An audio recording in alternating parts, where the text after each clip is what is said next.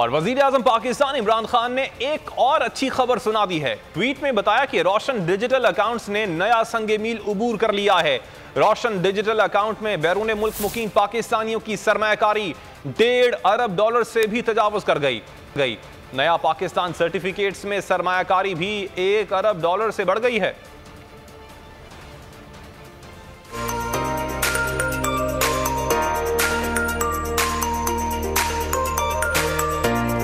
बैरून मुल्क मुकीम पाकिस्तानियों का वज़ीर-ए-आज़म इमरान खान की पॉलिसियों पर मुकम्मल एतमाद का इजहार। रोशन डिजिटल अकाउंट में बैरून मुल्क मुकीम पाकिस्तानियों की सरमायाकारी $1.5 अरब से भी तजावुज कर गई।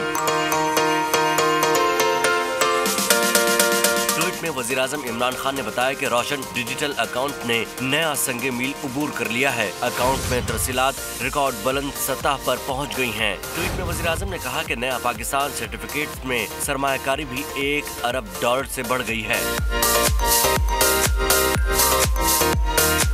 बैरून मुल्क मुकीम पाकिस्तानियों को नया पाकिस्तान सर्टिफिकेट्स में डॉलर की शक्ल में सरमायाकारी पर 5.5 से 7% जबकि रुपए में सरमायाकारी पर 9.5% से 11% तक मुनाफा दिया जा रहा है।